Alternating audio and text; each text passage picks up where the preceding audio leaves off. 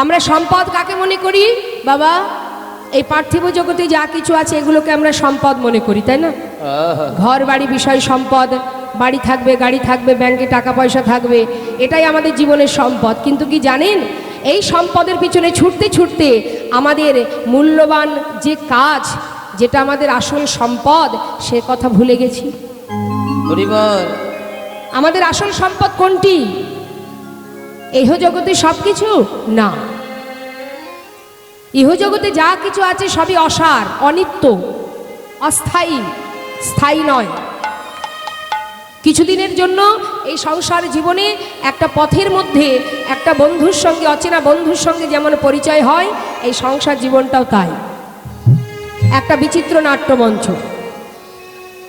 শাস্ত্রে বললেন দুদিনের পরিচয়, সংসার জীবনটা হলো দুদিনের পরিচয়। তার মধ্যে দিয়ে আমাদের আসল কাজটা ভুলে গেলে হবে না।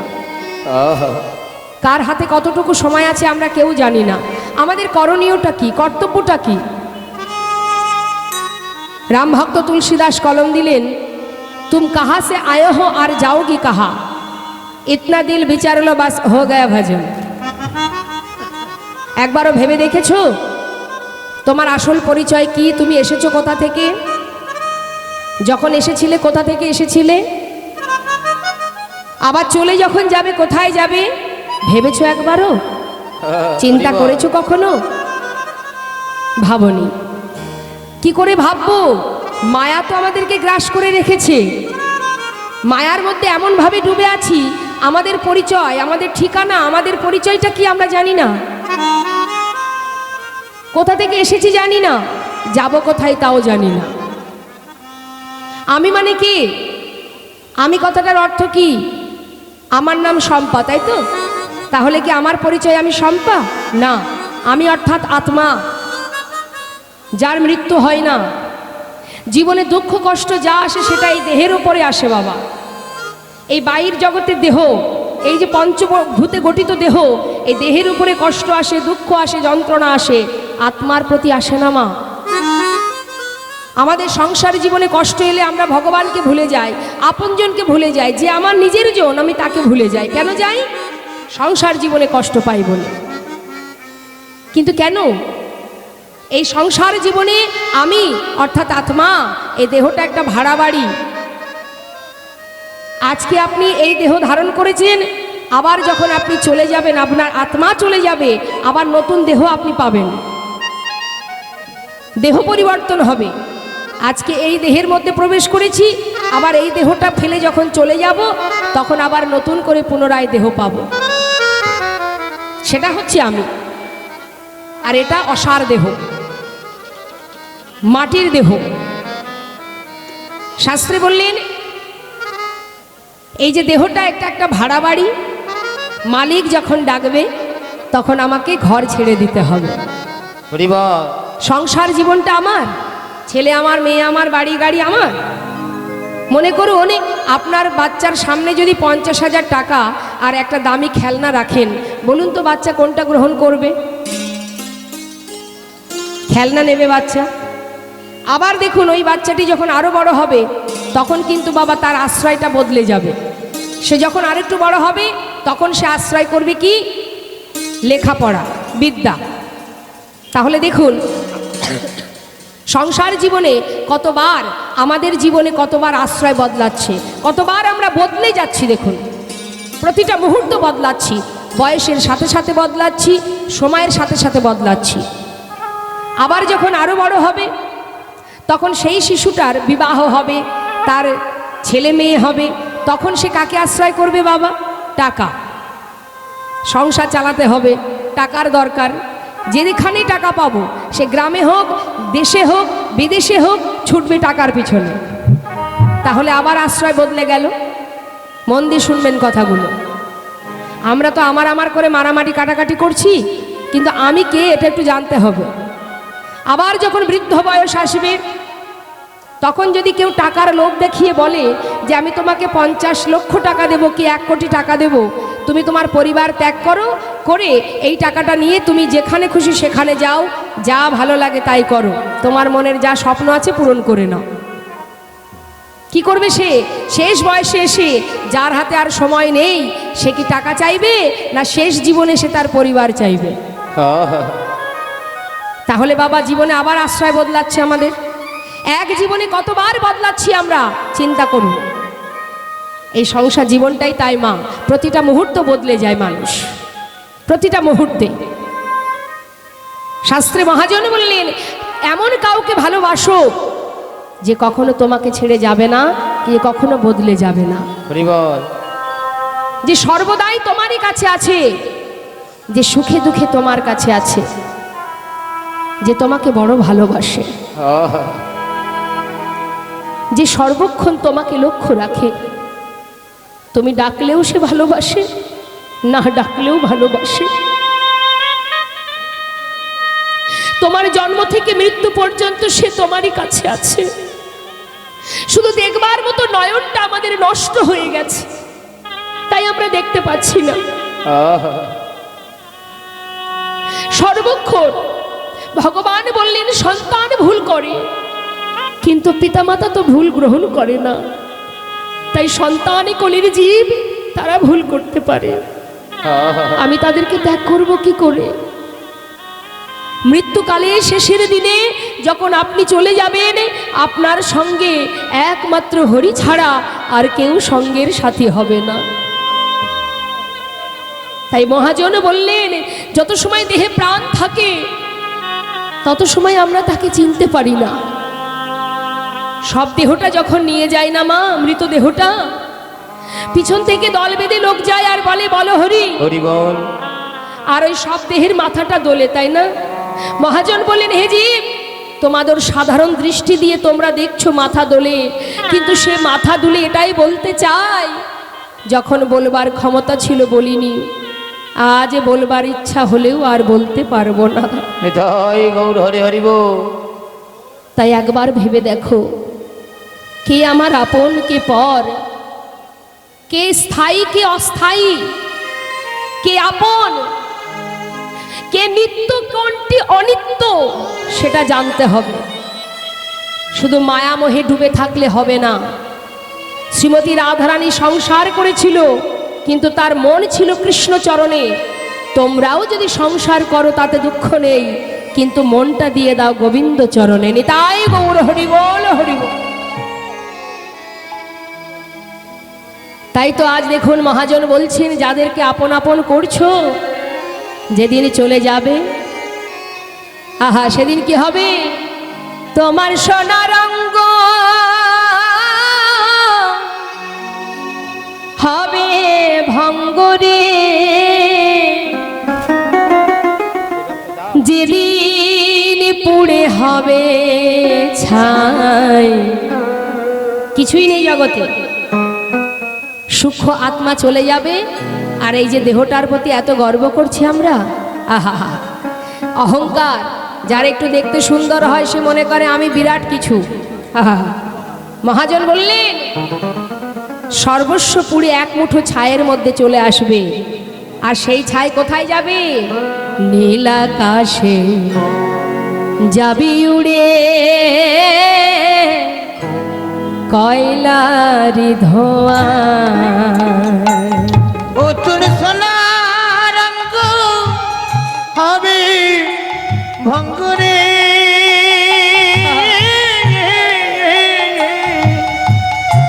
ও তুই যেদিন পুরে হবি ছাই, নীল আকাশে যাবি উড়ে, কয়লারি ধোঁয়ায়। সেদিন নীল আকাশে যাবি মিশে, কয়লার ধোঁয়ায়। মারিবে বাড়ি গিঠে গিঠে। কি বাবা, যে দেহের প্রতি এত যত্ন মা, ভালো ভালো খেতে হবে, না হলে শরীর ভালো থাকবে না। দামি দামি ক্রিম মাখতে হবে, না হলে স্কিন গুটিয়ে যাবে, তাই না? কত কথা আমাদের, কত ভাবনা চিন্তা। কিন্তু যেদিন সেই শ্মশান ঘাটে যাব, মহাজন বললেন, অগ মারবে বাড়ি গিঠে গিঠে, আহা, ও গো জ্বালিবে চিতায় খুঁচে খুঁচে ওই না মারবে বাড়ি হারিয়ে দিতে গো। শোনো, তোমার দেহটা যখন জ্বালাবে না তখন গিঠে গিঠে বাঁশির বাড়ি দেবে। কেন দেবে? মাল আহা আস্তে জ্বালিবে দেহ খুঁচে খুঁচে মারবে বাড়ি হাড়ের গিঠে গো। সেদিন পিঠের চামড়া যাবে ফেটে, পিঠে চামড়া যাবে ফেটে গো। সেদিন হাত বুলাবে কে আর গা। ও তুই নীল হরিবন হরিবন যাবি উড়ে কয়লার ধোঁয়ায় সেদিন নীল আকাশে যাবি মিশে কয়লারে ধোঁয়া। হই না শ্রীপুত্র পুকুর ঘাটে তারা স্নান করিয়া ফিরবে ঘরে গো। কত সুন্দর কথা বাবা। আমরা মনে করি ছেলে আমার, মেয়ে আমার, সংসার আমার, তাই না? আমার বলতে কিছু নেই জগতে, এটা ভালো করে জেনে রাখুন। আমার বলতে কিছু নেই। সংসার ততক্ষণই আমার যতক্ষণ তুমি কর্ম করতে পারবে। যেদিন আর কর্ম করতে পারবে না সেদিন সংসারের কাছে তুমি একটা বোঝা হয়ে দাঁড়াবে। তাই সেই সময় যেদিন চলে যাব দেখবেন কিছুদিন আপনাকে মনে রাখবে, তারপরে পিতৃ সম্পদ নিয়ে ভাইয়ে ভাইয়ে মারামারি কাটাকাটি হবে। এক চুল এদিক ওদিক করবো না, না হলে খুনোখুনি হয়ে যাবে, দ্বন্দ্ব বেঁধে যাবে ভাই ভাই। তারপরে কি হবে? কিছুদিন পর মাতা পিতার প্রতি, মাতা পিতার জন্য যা কিছু স্মৃতি ছিল সেগুলো সব দূরে ফেলিয়ে দেবে, সবই ভুলে যাবে। তাই বলছি স্ত্রী পুত্র পুকুর ঘাটে স্নান করিয়া ফিরবে ঘরে গো। ওই না শ্রীপুত্র পুকুর ঘাটে তারা স্নান করিয়া ফিরবে ঘরে গো। সেদিন মানব জানা হবে মিছে গো।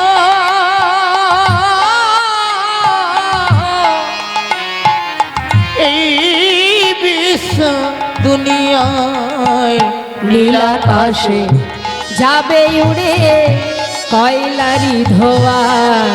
সে নীল আকাশে যাবি উড়ে কয়লারে ধোঁয়ায়। ও তোর সোনার অঙ্গ হবে ভঙ্গরে। তুই যেদিন পুরে হবি ছাই নীল আকাশে যাবি উড়ে কয়লারে ধোঁয়ায়। সেদিন নীল আকাশে যাবি উড়ে কয়লার ধোঁয়ায়। সেদিন কেউ সঙ্গে যাবে না, যাবে শুধু একজন। সেদিন নামে যাবে এই প্রাণ যাবে। সেদিন নামে যাবে হরিব এ প্রাণ যাবে। সেদিন নামে যাবে এ প্রাণ যাবে গো। আমি যাবি আর প্রাণ যাবে। যেদিন ভব পারে আমাদের যেতে হবে, সেদিন নাম যাবে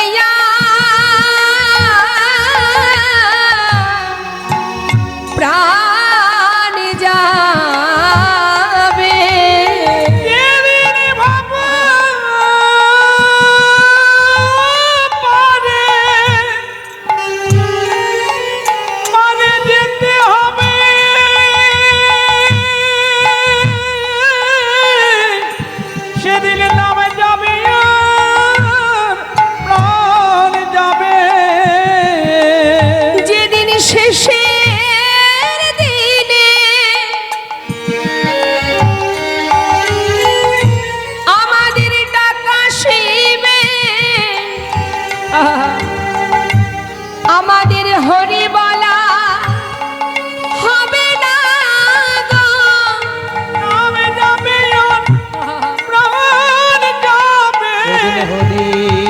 বলো হবে না গো নামে যাবে আর প্রাণ যাবে সেদিন হরি বলো হবে না গো নিতাই গৌর হরি বল গৌর হরি বল। হরি বলো হবে না গো যাবে আর প্রাণ যাবে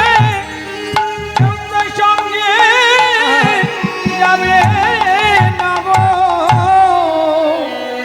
সময় চলে গেলে আর পাবে না।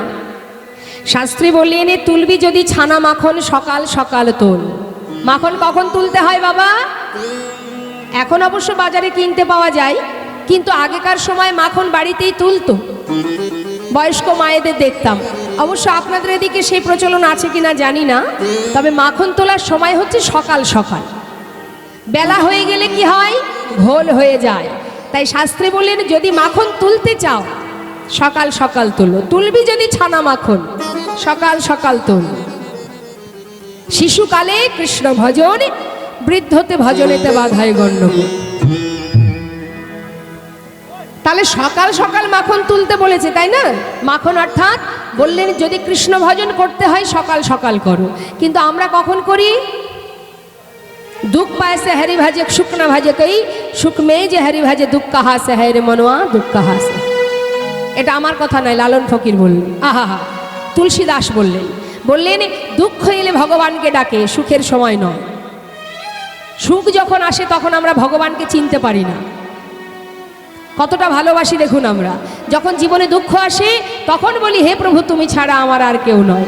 কিন্তু দুঃখ তো সবার জীবনে আসবে, সুখ তো চিরকাল থাকবে না। জেনে রাখুন মন দিয়ে, আপনি সুখে আছেন, মনে মনে ভাবছেন আমি এই সুখেই জীবনটা কাটাতে পারবো না, কখন দুঃখ আসবে কেউ জানে না।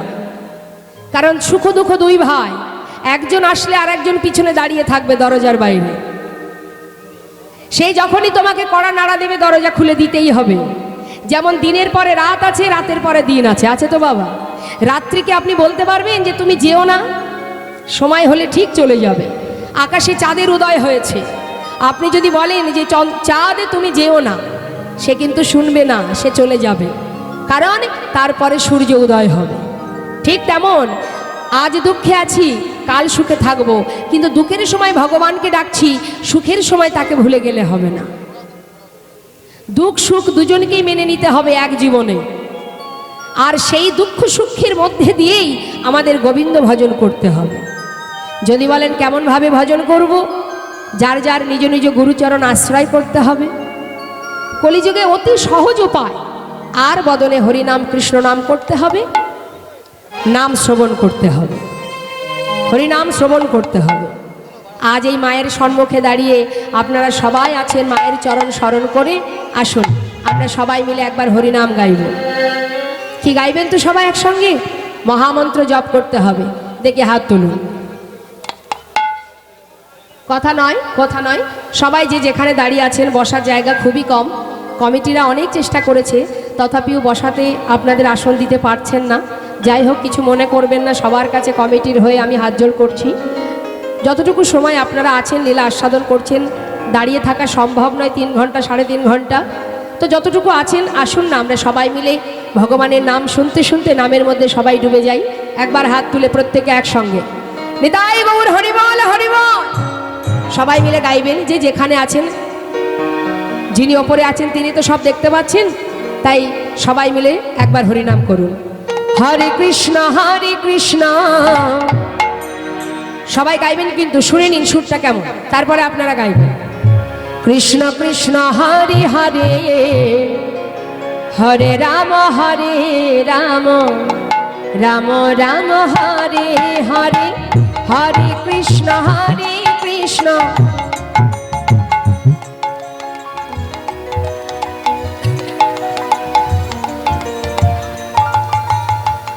দেখুন, আমরা যখন সকালে এসেছিলাম আসতে, সেখানে কিন্তু কাউকে পাইনি। সেই সময় মাত্র দুইজন না 3জন ভাইকে দেখেছিলাম, আর কাউকে পাইনি। সেই সময় কাউকে দেখতে পাইনি, কিন্তু এখন আমি সবাইকে পাচ্ছি। তা এই মুহূর্তের মধ্যে এই যে সবাই আমরা আছি মাত্র 2-3 ঘন্টার জন্য, আসুন না সব কিছু ভুলে গিয়ে একবার নামের মধ্যে ডুবে যাই। হ্যাঁ, অনেক করেছি, আমার ওই যে 2-3টে ভাই সকাল থেকে ওরা অনেক করছে। আজকে তো একাদশী মা, যেহেতু এটা দামোদর মাস চলছে, এই দামোদর মাসের আজকে উত্থান একাদশী। এই একাদশীতে আমরা যেখানে আছি সেখানে সব কিছু বয়ে নিয়ে গেছে, রান্নাবান্না আমরাই করেছি, আমরা প্রসাদ পেয়েছি। আর আজ এত সুন্দর একটা দিনে, একাদশীর দিনে এই যে কৃষ্ণ নাম আপনারা শ্রবণ করছেন, এটা কিন্তু কম ভাগ্যের কথা নয়। একাদশী ব্রত করেছেন কি? একাদশী করেছেন? বাবা, খুব ভালো কথা, খুব সুন্দর সুন্দর। তো যাই হোক, আজকের দিনে দামোদর মাসের ব্রত চলছে, তার মধ্যে আবার একাদশী চলছে। হ্যাঁ, তো এই শুভ দিনে শুভ সময়ে সবাই মিলে একবার হরিনাম করুন না প্রাণ ভরে। আজকের দিনে একাদশী যারা করবে, যারা এই ব্রত পালন করবে, তাদের হাজার হাজার পাপ দূরীভূত হবে। হাত তুলুন দেখি। হরিনাম যারা করতে পারবে, যারা হরিনাম গাইতে পারবে, সবই মঙ্গল। আজকে এত সুন্দর একটা দিন। তুলুন সবাই, হাত তুলুন। হ্যাঁ, হরিনাম করুন। আমারটা শুনে নিন, শুনে তারপরে আপনারা গাইবেন। হরে কৃষ্ণ কৃষ্ণ কৃষ্ণ হরে হরে, হরে রাম রাম রাম হরে হরে, হরে কৃষ্ণ হরে। বাহ, আরেকটু জোরে মায়েরা। হরে কৃষ্ণ কৃষ্ণ কৃষ্ণ হরে হরে, হরে রাম রাম রাম হরে হরে, হরে কৃষ্ণ কৃষ্ণ।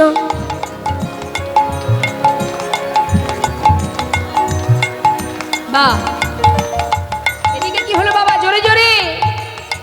হরে কৃষ্ণ কৃষ্ণ কৃষ্ণ হরে হরে, হরে রাম রাম রাম হরে হরে, হরে কৃষ্ণ।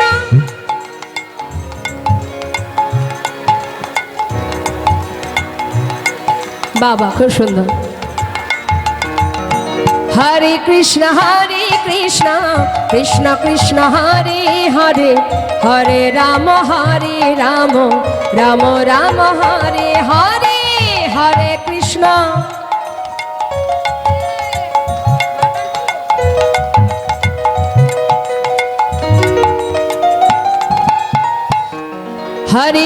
হরে কৃষ্ণ কৃষ্ণ কৃষ্ণ হরে হরে, হরে রাম রাম রাম হরে হরে, হরে কৃষ্ণ কৃষ্ণ কৃষ্ণ হরে হরে, হরে রাম রাম রাম হরে হরে, হরে কৃষ্ণ কৃষ্ণ কৃষ্ণ কৃষ্ণ হরে হরে, হরে রাম রাম রাম হরে হরে। শাস্ত্রে বললেন আমরা যে হরিনাম করব, হরিনাম করলে আমরা পাবো কি? হরিনাম করলে হৃদয় মাঝে কৃষ্ণ প্রেমের উদয় হয়। যদি কেউ নাম গাইতে পারে, নামের এমনই মহিমা। আপনি যে এখানে বসে বসে হরিনাম করছেন, একবার নিজের অন্তরকে জিজ্ঞাসা করুন। যখন আপনি মহামন্ত্র জপ করছেন, তখন কিন্তু অটোমেটিক আপনার হৃদয় মাঝে একটা কৃষ্ণ প্রেম জেগে উঠছে। তাই শাস্ত্রে বললেন, যদি তুমি এইভাবে দিনের পর দিন নাম করতে থাকো, আস্তে আস্তে কি হবে? আমাদের অন্ধকার কালিমা দূরীভূত হবে, আর একটু একটু করে ভক্তি জেগে উঠবে। শাস্ত্রে বললেন, যারা নাম গাইতে পারে না তারা আহা, হরিনাম করলে কি হবে? হরিনাম করলে কি হবে? মন দিয়ে শুনুন বাবা, হরিনাম করলে কি হবে সেটা শুনুন। বললেন হরিনাম করলে কৃষ্ণ প্রেমের উদয় হয়। আর যদি কেউ নাম গাইতে না পারে, যদি শ্রবণ করে, তাতে কি হবে? কি বললেন শাস্ত্রে? যে জন কৃষ্ণ নাম শ্রবণ করে, শ্রবণ করলে তারও গুণ আছে, তারও মহিমা আছে। সেটা কি? শ্রী গৌরাঙ্গের মধুর লীলা,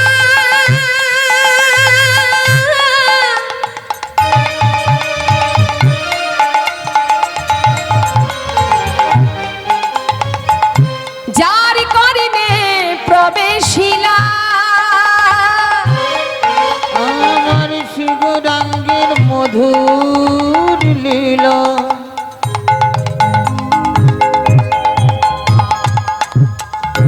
যার কন্যে বাবা প্রবেশিলা, হৃদয় নির্মল ভেলতা, হৃদয় নির্মল ভেলতা, অজ্ঞান আধারে যাই গো দূরে, অজ্ঞানী আধারে যাই গো দূরে, তারা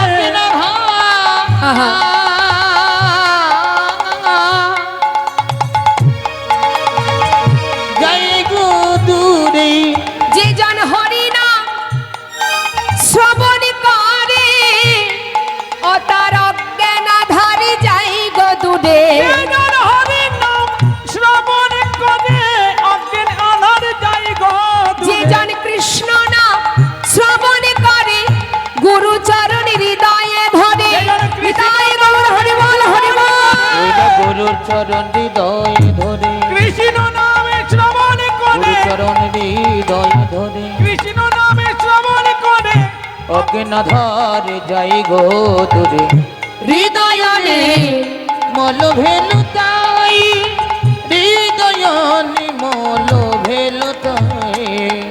জনেতায় জয় গৌরে আমরা গৌরচন্দ্রিকা শ্রবণ করলাম। এই যে গৌরচন্দ্রিকা শুনলাম একটা পদাবলীর মধ্যে দিয়ে, তা যে পদটা আজ আমরা শ্রবণ করলাম এই পদটা যিনি লিখেছেন তিনি হলেন নরোত্তম দাস ঠাকুর মহাশয়।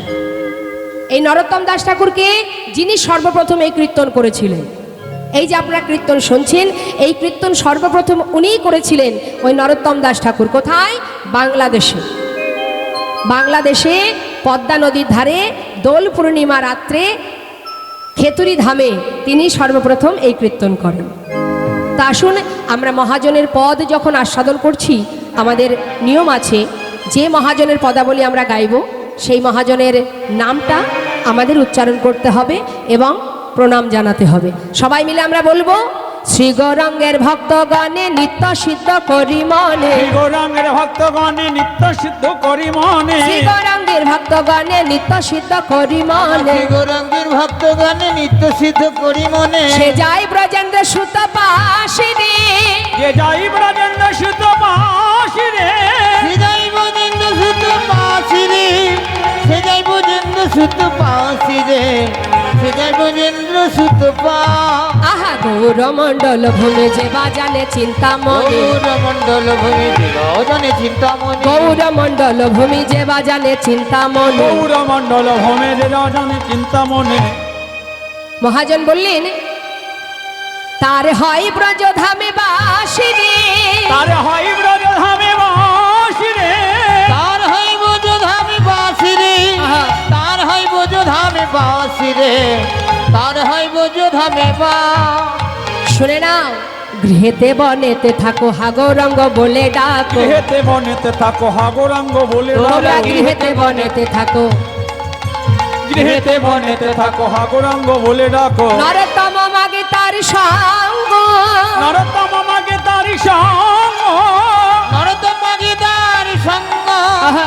নরোত্তম গীতার সঙ্গ, নরোত্তম গীতার সঙ্গ। জনতা জয় গৌরে। চলুন যাই এবার আমরা সবাই দুটি বাহু তুলে গৌরনীতায় জয়ধ্বনি করব, তারপর লীলায় প্রবেশ করব। হ্যাঁ, এত সময় গৌরচন্দ্রিকা শুনলাম, এবার আমরা চলে যাব লীলার মধ্যে। দুটি বাহু তুলে অনুধ্বনি হরিধ্বনি করে দেখে হাত তুলে হরিবল হরিবল হৃদয় গৌর হরিবল।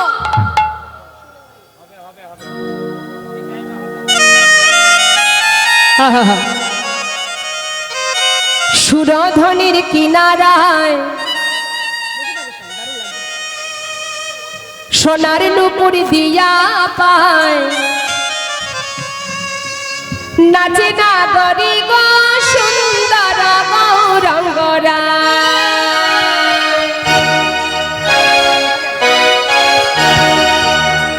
সবাই মিলে হাত তুলে একসঙ্গে হাতে তালি দিয়ে গাইতে হবে কিন্তু।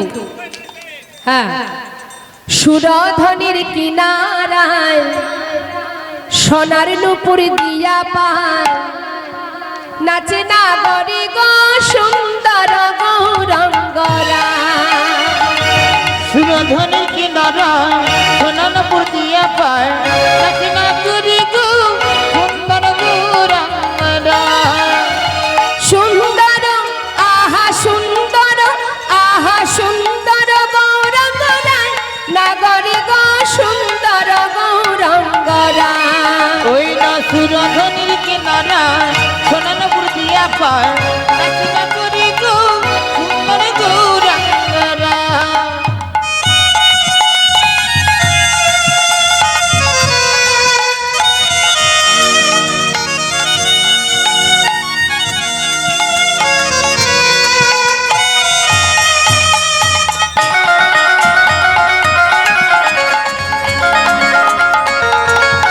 হরিবল।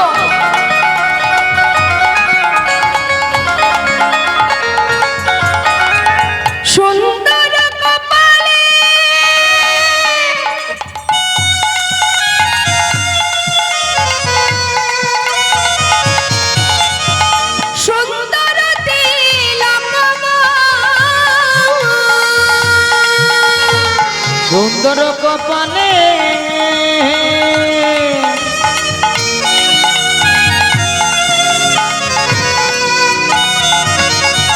ওই সুন্দর তিলক গো।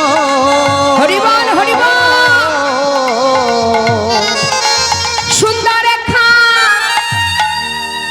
সুন্দর এখানে নামা বলি গায় নাগরি গো সুন্দর গৌরঙ্গরা।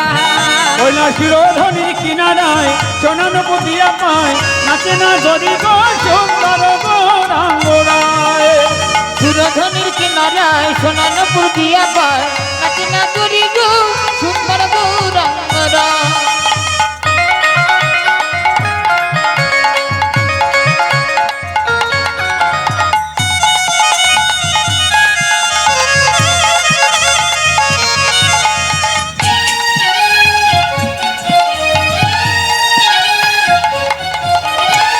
সুন্দর কপালে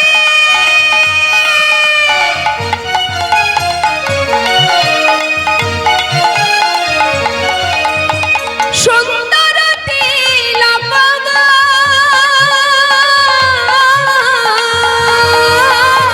সুন্দর নয়নে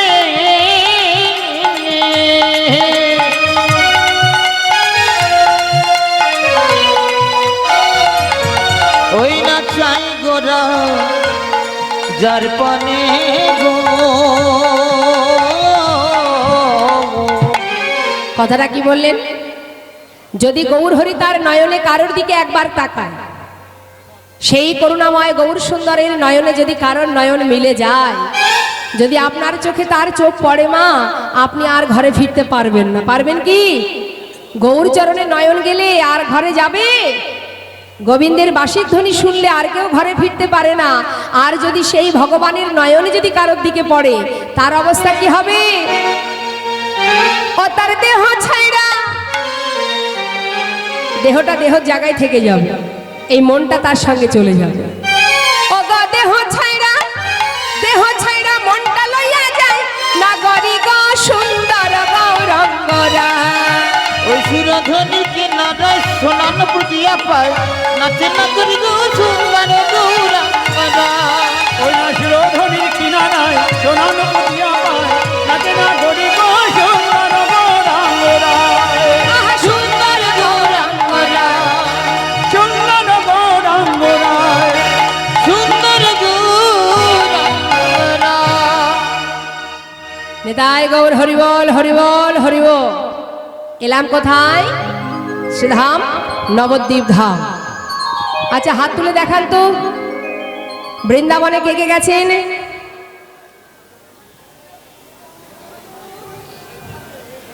গুনি গুনি মাত্র কয়েকজন। আচ্ছা বৃন্দাবন না হয় অনেক দূর। দীঘায় কে কে গেছে নাকি হাত তুলে দেখায়?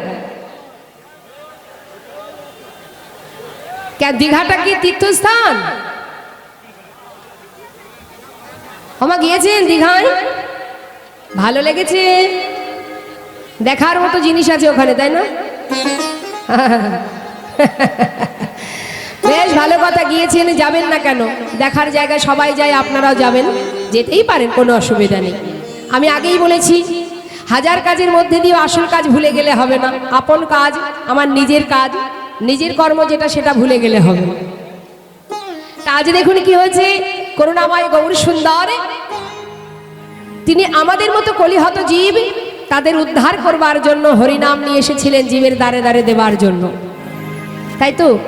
এই হরিনাম আর কোনো যুগে ছিল বাবা? ছিল শুধুমাত্র হয়েছে এই কলিযুগে। কিন্তু অন্যান্য যুগে কি ধর্ম ছিল না? ওমা মন দিয়ে শুনবেন, অন্যান্য যুগেও কিন্তু ধর্ম ছিল, কিন্তু সেই ধর্ম আর কলিযুগের ধর্ম আলাদা। অন্যান্য যুগে ধর্ম কি? কৃত্যে যদ্ধায়তে বিষ্ণু ত্রেতায় যজ্জতে মোক্ষ দাপরে পরিচর্যং কল তদ্ধরি সংকীর্তন। সত্য যুগে ছিল ধ্যান তপস্যা, যুগ যুগ ধরে ধ্যান করতে হতো গোবিন্দকে, ভগবানকে পাবার জন্য। ত্রেতা যুগে কি ছিল? যজ্ঞ করতে হবে, কোনো সমস্যা হলেই যজ্ঞ করো। অশ্বমের যজ্ঞ, নরমের যজ্ঞ, এই যে যজ্ঞ, যজ্ঞ না করলে কখনো ভগবান আসতেন না। দাপর যুগে কি ছিল? সেবা, পূজা অর্চনা। পূজা করতে হতো, না হলে গোবিন্দ ভগবানকে পাওয়া যেত না। কিন্তু কলিযুগের কাজ কি? শুধুমাত্র মধুমাখা হরিনাম মহামন্ত্র জপ করো। শাস্ত্রে বললেন অপবিত্র পবিত্র বা সর্ববস্থাঙ্গত পিবা যৎ সারে পুণ্ডরীকাক্ষ সবাজ্য অভ্যন্তর সূচি। অর্থাৎ অপবিত্র পবিত্র বা, তুমি পবিত্রই থাকো আর অপবিত্র থাকো, সূচি থাকো আর অসুচি থাকো। যৎ সারে পুণ্ডরীকাক্ষ, যখনই আমাকে স্মরণ করবে, সবাজ্য অভ্যন্তর সূচি। বাহ্য মানে বাহির, অভ্যন্তর মানে ভিতর, অর্থাৎ বাহির ভিতর তোমার সর্বত্র সূচি হয়ে উঠবে। নিতাই গৌর হরিবল হরিবল।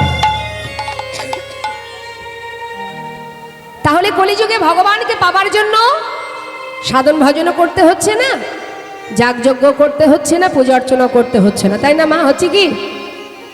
আর যার কারণে আমরা লক্ষ্য করে দেখবেন এই কলির জীব এত সহজে হরিনাম পেয়েছি, তো তাই আমরা কিন্তু সহজে হরিনামটা কেউ নিতে চাই না। সহজে কেউ কিছু পেলে তার প্রতি ভালোবাসা জন্মায়, যত্ন থাকে। বাবা, অনেক কষ্ট করে যদি কিছু পাওয়া যায় তার প্রতি অনেক ভালোবাসা থাকে, কিন্তু যদি সহজে পাওয়া যায় তার প্রতি যত্ন থাকে না। মনে করুন একটা সুন্দর দৃষ্টান্ত দিই।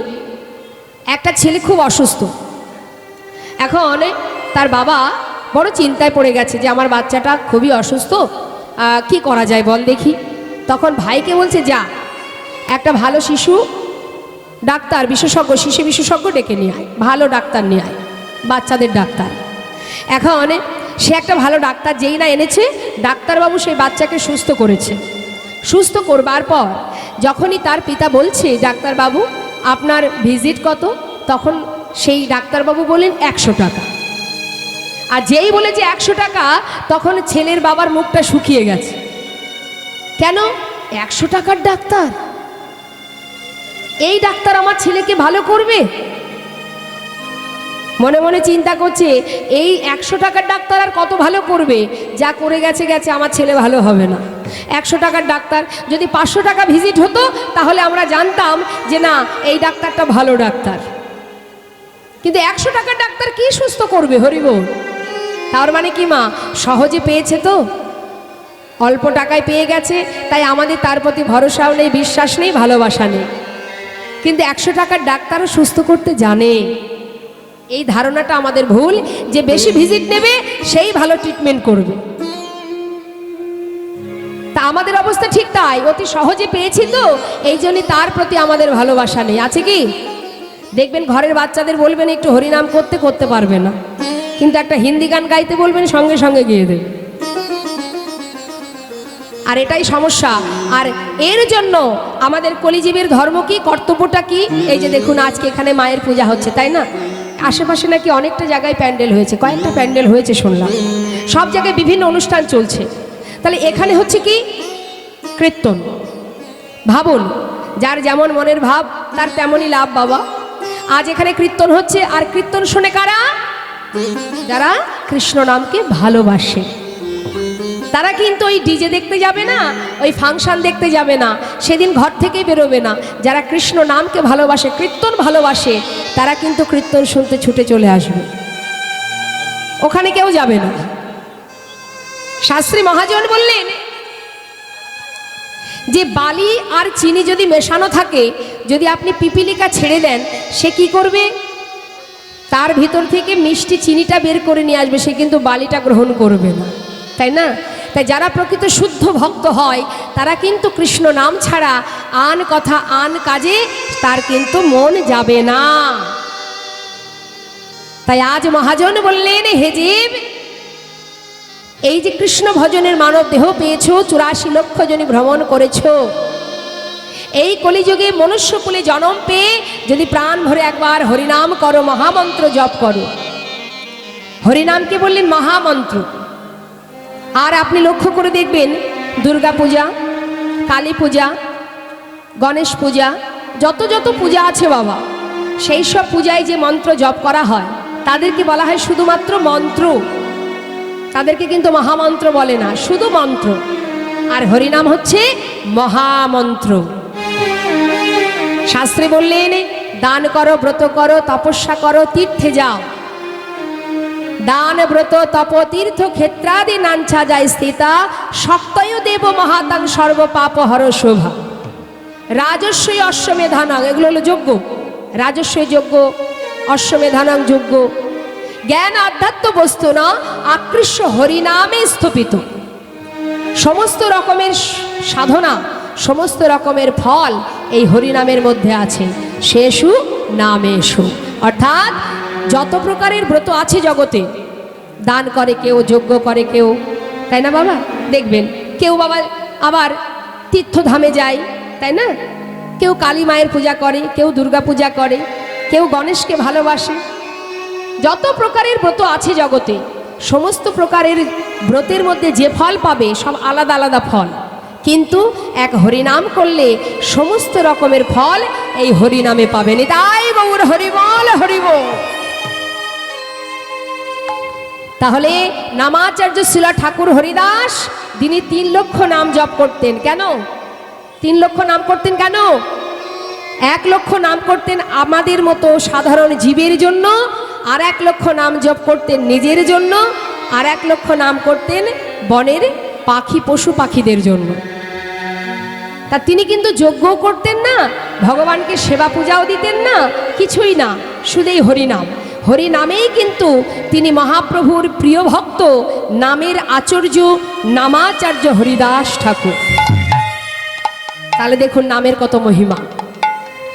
আজ আমার করুণাময় গৌর সুন্দর তিনি কলিজীবের উদ্ধারের তরে, মানে আমাদেরকে উদ্ধার করার জন্য, এই ধর্মটাকে রক্ষা করার জন্য নিজে কি করলেন? মনুষ্য জাতি রূপ ধারণ করে মানব দেহ পেয়ে তিনি ভক্তরূপে সমস্ত জীবকে হরিনাম বলাবে বলে তিনি নিজে আচরণ করে ধুলায় গড়াগড়ি দিয়ে হাতে ধরে পায়ে ধরে হরিনাম দিয়েছে। হে জীব, কিছুই করতে হবে না, যদি একবার বদনে হরিনাম করতে পারো, আর কিচ্ছু করা লাগবে না। কিন্তু সমাজ মেনে নিল না। মা মহাপ্রভু যখন দাঁড়ে দাঁড়ে হরিনাম দিচ্ছে, তখন ব্রাহ্মণ সমাজ মেনে নিল না। তারা কি করলো? নিমায়ের হরিনাম বন্ধ করার জন্য বিভিন্ন রকমের জল্পনা কল্পনা করতে শুরু করলো, যাতে এই হরিনাম করতে না পারে। কিন্তু তার ধর্ম কি? হরিনামকে রক্ষা করা, জগৎ জীবকে রক্ষা করা, সবাইকে সঠিক পথ দেখানো। এই জন্যই তো তিনি এসেছেন। শাস্ত্রে বললেন, যদা যদা হি ধর্মস্য গ্লানি ভাবতি ভারতা অভ্যুত্থানং ধর্মস্য তদাত্মানং সৃজম্যহম পরিত্রাণা সাধুনাং বিনাশায় চ দুষ্কৃতাম ধর্ম সংস্থাপনার্থায় সম্ভবামি যুগে যুগে। অর্থাৎ যখন যখন ধর্মের গ্লানি হবে আমি তখনই অবতীর্ণ হব। ধর্মের গ্লানি হলেই আমি অবতীর্ণ হব ধর্মকে রক্ষা করার জন্য। তাই একবার নয়, যুগে যুগে এসেছেন, সত্য ত্রেতা দাপর কলি। এসে কি করলেন? সবাইকে হরিনাম দিতে লাগলেন। সমস্ত ব্রাহ্মণ সমাজ যখন মেনে নিল না, তখন তিনি নামকে সম্বল করে সর্বস্ব ছেড়ে তিনি সন্ন্যাস ধর্ম গ্রহণ করলেন। স্বয়ং মহাপ্রভু গৌরহরি তিনি সন্ন্যাসী হলেন কোথায়? কাটোয়ায়। কাটোয়া কাঞ্চননগরে কেশব ভারতীর আশ্রম থেকে সন্ন্যাস ধর্ম গ্রহণ করে তিনি চলে যাচ্ছিলেন বৃন্দাবনের পথে। ঠিক সেই সময় তার দাদা নিত্যানন্দ প্রভু ভাইকে ধরে নিয়ে এসেছিলেন শান্তিপুরে।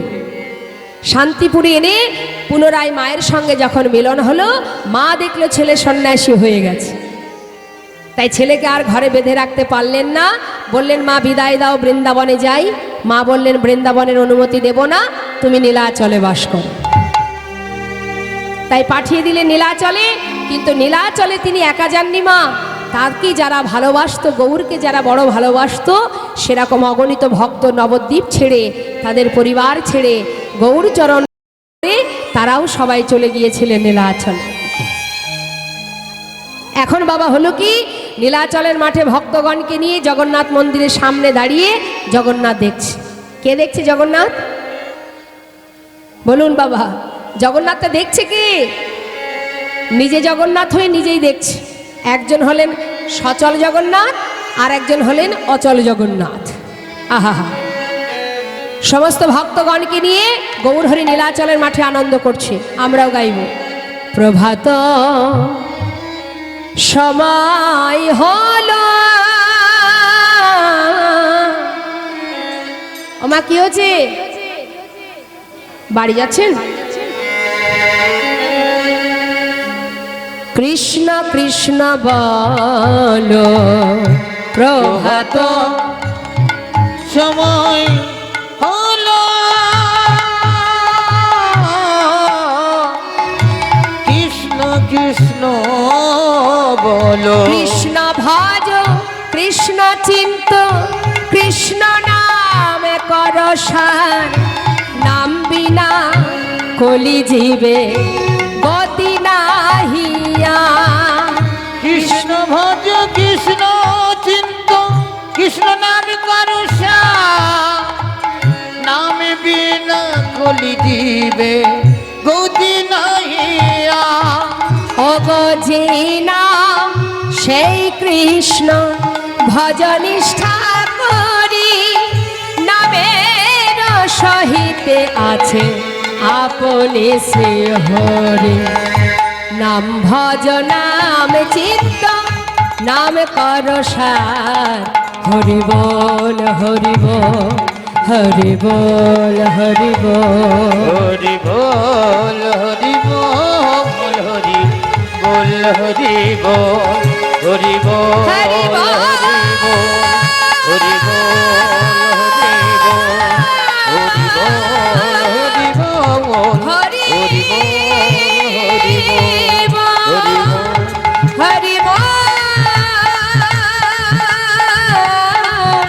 হরি বল। সবাই মিলে নীলাচলের মাঠে আনন্দ করছে গৌরহরি নিয়ে। কিন্তু বাবা, এত আনন্দের মধ্যে দিয়ে হঠাৎ প্রভু অন্তরে জানতে পারলেন তার এক ভক্ত দূরে দাঁড়িয়ে কাঁদছে। চিন্তা করুন, এই হলো অন্তর্যামী, যিনি অন্তরের খবর পায়। সবাই আছে, কেউ জানলো না, কিন্তু তিনি জানতে পারলেন এক ভক্ত দূরে দাঁড়িয়ে আছে। এই না হলে কি ভক্ত ভগবানের মধুর মিলন? হ্যাঁ, তিনি কি করলেন? সবার কাছ থেকে সরে গিয়ে তার কাছে গিয়ে দাঁড়ালেন। হাত জোড় করে নয়নের জলে বুক ভাসিয়ে কাঁদতে দেখে গৌরহরি বলছে, তুমি কাঁদছো কেন? কে তুমি? পরিচয় দাও। দয়াময়, আমার নাম গোবিন্দ ঘোষ। আচ্ছা, কোথা থেকে এসেছো তুমি? অগ্রদ্বীপের মাটি থেকে। অগ্রদ্বীপ? হ্যাঁ। কার কাছে এসেছো? তোমার কাছে। কেন? আমি তোমার সঙ্গী হতে চাই। ভগবান বলেন, শোনো, আমার সঙ্গী হইও না, কারণ যারা আমার সঙ্গী হয় তাদের জীবনে শুধু কষ্টই আর কষ্ট পেতে হয়। তাই বলি, শোনো, আমার সঙ্গী হতে যেও না, ঘরের ছেলে ঘরে ফিরে যাও, সেই ভালো। কি গো বাবা, কেউ যদি জানতে পারে ভগবানের সঙ্গী হলে কষ্ট পেতে হবে, কেউ যাবে? যাবে কি? আমরা ভগবানের কাছে ফুল তুলসী দিয়ে কি বলি? মায়েরা একটু বলুন, কি চাই আমরা? হে ভগবান, সুখ দাও, শান্তি দাও, ভালো রাখো, সুস্থ রাখো, তাই না? তাহলে যদি কষ্টই পেতে হয়, তাহলে আমরা ভগবানকে ভালোবাসবো কেন? কিন্তু ভগবান যে ভক্তকে পদে পদে কষ্ট দেয়, এটা মাথায় রেখে দিন। ভগবান বললেন, যে করে আমার আশ, আমি তার করি সর্বনাশ। তথাপিও যে না ছাড়ে আমার পাশ, আমি হই তার দাসানুদাস। প্রতি পদে পদে কষ্ট গো, কষ্ট তোমাকে পেতেই হবে। আজ দেখুন, শ্রীমতী রাধারানী শতবৎসর হারা হয়েছিলেন গোবিন্দকে। চলে গেল মা। আমার আপনার মতো সাধারণ মানুষের কথা বাদ দিলাম, সত্য, ত্রেতা, দ্বাপর, কলি, 4 যুগ, 4 যুগে 4 অবতার। যে অবতার হলো 4 যুগে, তার বামে যে সহধর্মিনী নারায়ণ, সত্যযুগে নারায়ণ, তো নারায়ণের বামে কে আছে? কথাগুলো মন দিয়ে শুনুন। নারায়ণের বামে আছে কে? হ্যাঁ, লক্ষ্মী, তাই না? তার লক্ষ্মী, তার কষ্টটা কোথায় দেখুন, যে কিনা ভগবানের সহধর্মিনী, তার কষ্ট কোথায়? আমরা একটু কষ্ট পেলে ভগবানকে বলি যে তুমি এত কষ্ট কেন দিচ্ছ? ভগবান তো ভক্তকেই কষ্ট দেয়। যেমন একটা ছোট্ট দৃষ্টান্ত দিই, আপনার বাড়ির সামনে যদি ছোট ছোট বাচ্চারা খেলা করে, এটা একটা দৃষ্টান্ত স্বরূপ আপনাদের বোঝাচ্ছি। সেই বাচ্চাদের মধ্যে যদি আপনার বাচ্চাটাও খেলা করে, আপনি দেখে এতটা খুশি হলেন, খুশি হয়ে বাজারে বা দোকান থেকে একটা খাবার কিনলেন। বলুন তো বাবা, খাবারটা কিনে কি শুধু আপনার বাচ্চাকে দেবেন না সবাইকে দেবেন? আমি যখন দেব সবাইকে দেব, তাই না? এবার মনে করুন মা, ছোট ছোট বাচ্চারা খেলা খেলতে খেলতে হঠাৎ মারামারি বেঁধে গেছে, একে অপরের সঙ্গে মারামারি করছে। এবার আপনার বাচ্চাও কিন্তু তার মধ্যে আছে, সেও মারামারি করছে। তাহলে আপনি কি সবাইকে ধরে মারবেন, না নিজের সন্তানের হাতটা আগে ধরবেন? কাকে ধরবেন? নিজের বাচ্চাকে তো আগে ধরবেন, আগে তাকে শাসন করবেন। কেন মারধর করছিস, কেন মারামারি করছিস, তাই তো? প্রয়োজনে আপনি হয়তো একটা চড়ও দিয়ে দিলেন, শাসন করলেন। বাচ্চা তখন বসে বসে কাঁদবে, কেননা মা মেরেছে, হ্যাঁ, মা আঘাত করলো আমায়, মা আমাকে মারলো, সে কিন্তু বসে বসে কাঁদবে, তাই তো? আপনার প্রতি অভিমান হবে, ক্ষোভ হবে বাচ্চার। কিন্তু তথাপিও আপনি কেন মারলেন? শাসন করলেন, যে ভুল করছিস এটা আর করিস না। ঠিক তেমন ভগবান তাদেরকেই কষ্ট দেয়, তাদেরকেই আঘাত দেয় যাকে সে নিজের করে ভালোবাসে, অন্যকে নয়, পাষণ্ডকে নয়, দুরাচারকে নয়, ভক্তকে কষ্ট দেয়। কেন? আমাদের জীবনে প্রতিটা মুহূর্ত আমরা অন্যায় করে চলেছি, পাপ করে চলেছি। আপনি মনে করছেন আমি পাপ করিনি, আপনি কি জানেন অজান্তেও কত পাপ হয়? জেনে শুনে কত পাপ করছি, অজান্তেও পাপ হয়। আপনি না জেনে আগুনে হাত দিলে আগুন ছাড়বে? না জেনে যদি কারেন্টে হাত দেন, কারেন্ট ছাড়বে? যার যেটা ক্রিয়া, যার যেটা কর্ম, সে কিন্তু দেখা দেবেই। তাহলে জানতেও অপরাধ হয়, অজান্তেও অপরাধ হয়। আর প্রতিটা মুহূর্ত যদি কষ্ট পাই, তাহলে জেনে রাখুন এই কষ্ট যত পাবো তত আপনার ভগবানকে ধন্যবাদ দেওয়া উচিত। কেন না, এই যে তুমি কষ্ট দিচ্ছ, অর্থাৎ আমার পাপ খণ্ডন হচ্ছে। এই পাপ খণ্ডন হতে হতে হতে হতে সমস্ত পাপ থেকে আমি একদিন মুক্তি পাবো। নিতাই গৌর হরি বল, হরি বল। তাই মাগো, আজ ত্রেতা যুগে দেখুন প্রভু রামচন্দ্রের বামে কে আছে? মা সীতা। তাকে বনবাসে পাঠিয়েছিল তো? সে তো ভগবানের সহধর্মিনী, সে তো রাজহালে থাকবে, সুখে স্বাচ্ছন্দ্যে জীবন কাটাবে, কিন্তু তাকে বনে যেতে হয়েছিল। তাতেও হয়নি, তাকে আবার অগ্নি পরীক্ষা দিতে হয়েছিল, তাতেও হলো না, অবশেষে তাকে পাতালে চলে যেতে হলো। কেন? ভগবান তাকে রক্ষা করতে পারতো না? ভগবান তাকে সুখী করতে পারতো না? ভগবানকে যারা ভালোবাসে, যারা ভগবানের চরণে নিজেকে সঁপে দিয়েছে, ভগবান তাদেরকে পদে পদে পরীক্ষা করে। এই কলিযুগের কথাই একটু বলি বাবা, স্বয়ং মহাপ্রভু আমাদের জন্য জীবের দ্বারে দ্বারে হরিনাম দেবে বলে তিনি সংসার পরিত্যাগ করলেন, সন্ন্যাসী হয়ে হাতে ধরে পায়ে ধরে হরিনাম দিয়ে গেলেন। আর বিষ্ণুপ্রিয়া সারা জীবন চার দেওয়ালের মধ্যে বাধা থেকে কাষ্ঠ বিগ্রহ সেবা করতেন। আর নয়নের জলে নিজেকে সঁপে দিয়ে দিনে যতবার হরিনাম করতেন, ততবার একটা একটা করে তণ্ডুল পাশে রাখতেন। সারাদিনে হরিনাম করে যে কটা তণ্ডুল হতো, যতটুকু চাল হতো, সেইটুকু ফুটাতো, সেইটুকু রন্ধন করে নিজের শাশুড়ি মাকে দিত। তারপরে বাড়ির ভিতরে যে কাজের লোক ছিল ভৃত্য, ঈশান, তাকে দিত। তারপরে যতটুকু থাকতো নিজে সেবা করত। এমনই ভজন ছিল বিষ্ণুপ্রিয়ার। তাই আজ আমার মহাপ্রভু বলছে, গোবিন্দ তুমি যে আমার সঙ্গী হতে চেয়েছো, জীবনে কষ্ট আসলে সইতে পারবে? গোবিন্দ ঘোষ বলছে, প্রভু তোমার সঙ্গী হব, এটাই যথেষ্ট, আর কিছু জানতে চাই না। বেশ, তাহলে আজ থেকে তুমি আমার সঙ্গী। সঙ্গী হয়ে গেল মা, সঙ্গী করে নিলেন ভগবান গৌর সুন্দর। নেবা মাত্রই শুরু হয়ে গেল পরীক্ষা। বলছে, গোবিন্দ আজ থেকে তুমি আমার সঙ্গী হলে। আচ্ছা, এই যে তুমি নীলাচলে এসেছো, জগন্নাথকে দর্শন করেছো? হ্যাঁ প্রভু, আমি দর্শন করেছি। তবে আমি যে জগন্নাথ দর্শন করেছি, সে কিন্তু কথাও বলতে পারে, আবার চলতেও পারে। আর তুমি যার কথা বলছো সে তো অচল জগন্নাথ। গৌরহরি তখন মৃদু হেসে বলছেন, তুমি আবার সচল জগন্নাথ কোথায় দেখলে? দয়াময়, তুহু জগন্নাথ ও গো দয়াময়,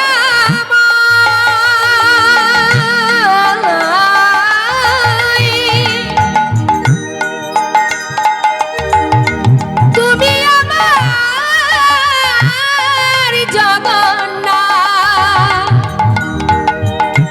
তুমি আমার মাধব।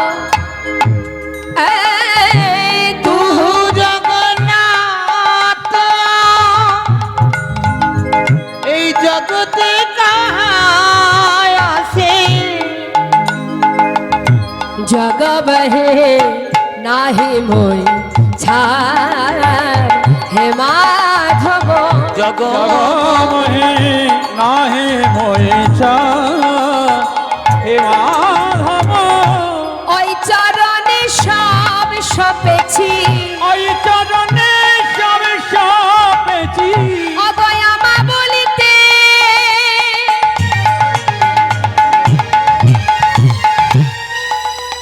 কিছু রাখি নাই গো তোমার ওই চরণে সব সপেছি ওই নাই আমা বলতে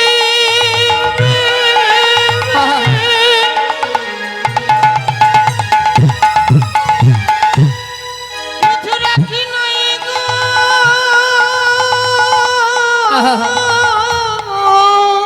হরিবল হরিবল তোমার ওই চরণে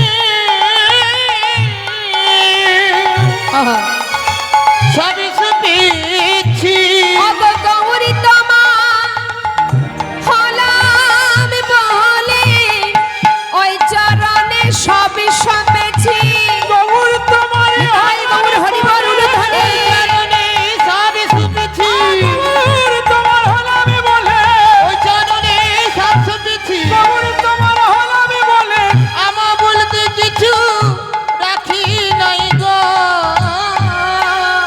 মা যেই না সঙ্গী করে নিয়েছে সেই কিন্তু পরীক্ষা করতে শুরু করে দিল গৌর হরি বলো ভক্ত আমাকে তুমি জগন্নাথ মনে করছো বেশ বেশ বেশ ঠিক আছে তবে শোনো গোবিন্দ আমরা কয়েকদিনের জন্য একটু তীর্থে যাব তুমি যাবে হ্যাঁ দয়াময় এখন গৌর হরি সমস্ত ভক্তগণকে নিয়ে ওই নীলাচল থেকে তীর্থে যাত্রা করেছে বাবা তীর্থে যাচ্ছে কেন তার পিছনে কারণ আছে ভগবান যেটাই করে তার পিছনে কারণ থাকে কারণ ছাড়া সে কিছুই করে না জীবনে যদি কষ্ট পাই দুঃখ পাই সেটাও জানবেন তার পিছনে কারণ আছে একটা সুন্দর দৃষ্টান্ত আপনাদের দিই বাবা খুব সুন্দর কথা কিন্তু শিক্ষামূলক এখন একটা মন্দিরে গোবিন্দ ত্রিভঙ্গ বঙ্কিমে দাঁড়িয়ে আছে একটা মন্দিরে কেন সব মন্দিরেই থাকে তাই তো দেখবেন প্রত্যেকটা গোবিন্দ মন্দিরে গোবিন্দ দাঁড়িয়ে আছে তো আমার কথার উত্তর দেবেন কিন্তু এখন সেই মন্দিরে যে ঝাড় দেয় মানে ঝাড়ুদার সে বলছে ও প্রভু এই যে তুমি প্রতিদিন দাঁড়িয়ে থাকো 24 ঘন্টা তোমার ডিউটি তোমার কি কষ্ট হয় না হ্যাঁ সারাদিন দাঁড়িয়ে থাকো তোমার পায়ে ব্যথা হয় না কোমরে ব্যথা হয় না এখন গোবিন্দ বলছে কি করব বলো হলে ব্যথা হলে আর কি করা যাবে তার কারণ সমস্ত ভক্তরা আমার কাছে আসে তাদের মনে দুঃখ জানায় আমি যদি চলে যাই তাহলে ওরা দুঃখ জানাবে কোথায় তখন অনেক ঝাড়ুদার বলছে প্রভু শোনো তুমি এক কাজ করো তুমি একটা দিন ওই চাকরিটা আমাকে দাও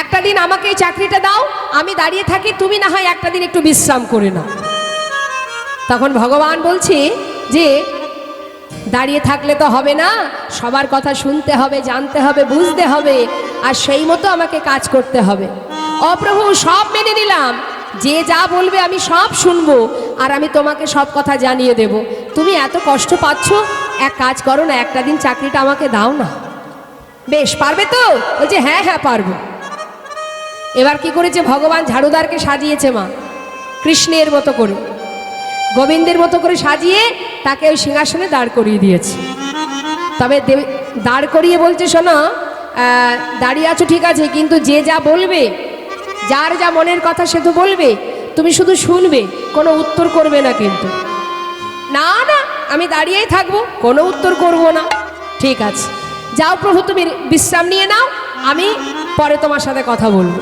এখন ঝাড়ুদার বাঁশি হাতে করে নিয়ে কৃষ্ণ সেজে দাঁড়িয়ে আছে বাবা সকাল হলো সকালবেলায় বেশ একজন টাকা পয়সা আছে এমন একজন শেঠ ব্যক্তি শেঠজি তিনি দুজন সঙ্গী নিয়ে বন্ধু বান্ধব নিয়ে এসেছে মন্দিরে প্রণাম করতে আমরা যেমন সবাই প্রণাম করি ঠিক তেমন প্রণাম করতে এসেছে এখন প্রণাম করে 500 টাকা প্রণামী দিয়ে ভুল করে টাকার ব্যাগটা ফেলে রেখে উনি চলে গেছে ঠিক তার পর এসেছে এক ভিখারি দিনহীন কাঙাল ভিক্ষা করে সেদিন কাটেনি বলে এসেছে মন্দিরে, প্রণাম করে বলছে, হে গোবিন্দ, তুমি তো বিপদ ভঞ্জন মধুসূদন, কাল সারা রাত না খেয়ে আছি প্রভু, তুমি যদি একবার কোনো কিছু উপায় করে দাও, আমার যে বড্ড খিদে পেয়েছে। এই কথা বলে প্রণাম করে যেই মুখ তুলেছে, দেখছে সামনে একটা টাকার ব্যাগ। মনে মনে চিন্তা করছে, বাবা বাবা, আহা হা, কত বড় দয়াল আমার প্রভু। আমার খিদে পেয়েছে, যখনই দুঃখ জানালাম সঙ্গে সঙ্গে এতগুলো টাকা। আহা, আনন্দ আর ধরছে না। প্রভুকে প্রণাম জানিয়ে টাকার ব্যাগটা হাতে করে নিয়ে বেশ কিছুটা দূরে গিয়ে বসে বসে টাকাগুলো গুনছে। ঠিক তার পরপরই বাবা আর একজন এসেছে, মাকে এসে যারা মাছ ধরে, কি বলে ওদের, ধীবর, জেলে। তাই ধীবর এসেছে মাছ ধরতে যাবে বলে মন্দিরে প্রণাম করতে। এই যে মায়ের মন্দিরে আপনারা যখন সকালবেলা যাতায়াত করছেন, মায়ের চরণে প্রণাম জানাচ্ছেন, তা এখন ধীবরও এসেছে, এসে প্রণাম করে বলছে, হে দয়াময়, চললাম মাছ ধরতে, কৃপা করো প্রভু, ভালোই ভালোই যেন কাজ করে ঘরে ফিরতে পারে। এদিকে কি হলো, ওই যে টাকাটা ফেলে রেখে চলে গেছে শেঠজি, সে হঠাৎ দেখছে, তাই তো আমার টাকার ব্যাগটা গেল কোথায়? ও মনে পড়ে গেছে, নিশ্চয়ই মন্দিরে আমি ফেলে রেখে চলে এসেছি। দুই বন্ধুকে নিয়ে আবার মন্দিরে গেছে। মন্দিরে গিয়ে দেখছে সবেমাত্র ওই ধীবর প্রণাম করছে, আর ছুটে গিয়ে তার জামাটা ধরে যা, ঠক ঠক করে কাঁপছে, কে তুমি? টাকার ব্যাগটা কোথায়? দে টাকা দে, আমার টাকার ব্যাগটা দে। সে বলছে, আমি তো তোমার টাকা নিইনি মানে? এদিকে ঝাড়ুদার কিন্তু সব শুনছে বাবা, কৃষ্ণ সেজে দাঁড়িয়ে আছে তো সিংহাসনে, সে সব কথা শুনছে। আর ধীবরের কলারটা ধরে বলছে, বল টাকাটা কোথায় রেখেছিস? তুই তো ছিলি, আর তো কেউ ছিল না এখানে, তোকেই আমি দেখলাম, তুই ছাড়া আমার টাকার ব্যাগ কেউ নেয়নি। দে টাকা দে, টাকা ফেল বলছি।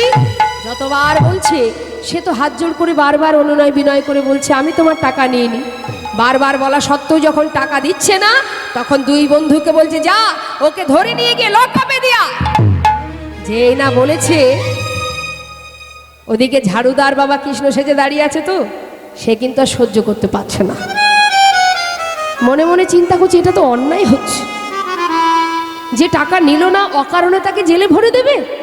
সে সহ্য করতে না পেরে মন্দির থেকে বলে উঠল, এই যে তোমার টাকা কিন্তু উনি নেননি, ওই দেখো ভিখারি বসে বসে তোমার টাকার ব্যাগটা নিয়ে টাকা গুনছে। যেই বলা তাকে ছেড়ে দিয়ে ছুটে গিয়ে ভিখারির হাত থেকে টাকাটা কেড়ে নিল। সেই দিন চলে গেল মা। রাত্রেবেলা প্রভুর সঙ্গে দেখা, ও দয়াময় শরীর কেমন আছে গো? গোবিন্দ বলছি, খুব ভালো আছে, কিন্তু তোমার কাজটা ঠিকঠাক আমি করে দিয়েছি, কালকে থেকে তোমার ডিউটি পড়বে। প্রভু বললে, সে না হয় বুঝলাম, কিন্তু তোমাকে যে আমি নিষেধ করেছিলাম কোনো কথা বলবে না, সব বুদ্ধিটা আমি যা যা পরিকল্পনা করেছিলাম সব তুমি সব নষ্ট করে দিলে। মানে বুঝতে পারছো না? আরে তোমাকে যে বলেছিলাম তুমি কথা বলবে না, কথা বললে কেন? কি করব প্রভু, এই অন্যায় কি চোখে সহ্য করা যায়? তুমিই বলো, যে টাকাটা নিল না তাকে লকআপে ভরে দিচ্ছে, এটা কি করে সম্ভব বলো দেখি।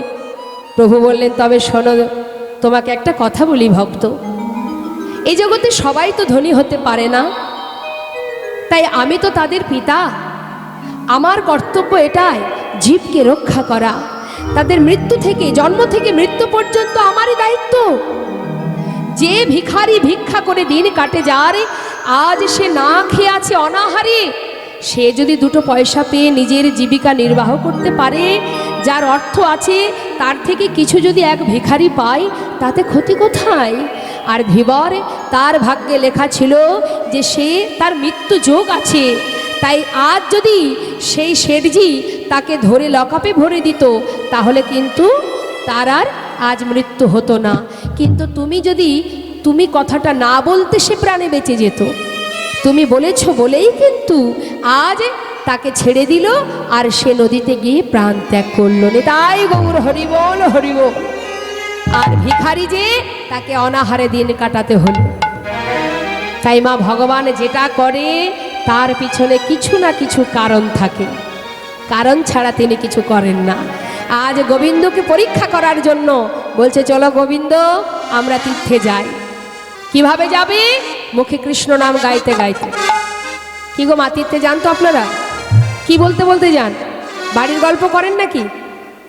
বাড়ির গল্প করতে করতে যান, জানিস দিদি আমার বাড়িতে না এই সমস্যা হয়েছে, এইগুলো বলতে বলতে যান তীর্থে। কৃষ্ণ নাম করেন তো? তা এখন গৌরহরি যেই বলেছে কৃষ্ণ নাম করতে হবে, ভক্তরা বলছে আমরা কৃষ্ণ নাম গাইব না। তাহলে কি গাইবে? আমাদের ভগবান কে? কলির ভগবান কে বলুন? হ্যাঁ, ভুল ভাল করলে হবে না। হ্যাঁ, গৌর সুন্দর। তাহলে কৃষ্ণ তো বৃন্দাবনে, কলির ভগবান কৃষ্ণ নয়। কৃষ্ণ হিন্দিতে কথা বলে, ব্রজবুলি ভাষায় কথা বলে, তাই তো? বৃন্দাবনে ব্রজবুলি ভাষা। আমরা কোন ভাষায় কথা বলি? বাংলায়, তাই তো? তাহলে গৌরহরি কোন ভাষায় কথা বলে? বাংলায়। তিনি বাঙালি মায়ের গর্ভে এসেছেন, আমরাও সেই বাঙালি। এটা আমাদের অহংকার যে আমাদের কলির ভগবান তিনিও বাঙালি, আমরাও বাঙালি। তাই দেখবেন বিদেশিরা যখন আমাদের ভারত ভূমিতে আসে, তারাও কিন্তু বাংলা ভাষা শেখে। কেন না? মহাপ্রভু বাংলায় কথা বলে, আমরাও সেই ভাষায় কথা বলতে চাই। অনেক কষ্ট করে তারা শেখে। তা আসুন, আজ আমরা সবাই মিলে গাইব। গৌরহরি যাচ্ছে, তীর্থে চলেছে ভক্তগণকে নিয়ে, আমরাও তীর্থে যাচ্ছি, সবাই মিলে গাইব হাত তুলে। আজকের শুভ দিনে সবাই মিলে বলবেন গৌর হরি বল বল, গৌর হরি বল, গৌর হরি বল বল, গৌর হরি বল, হরি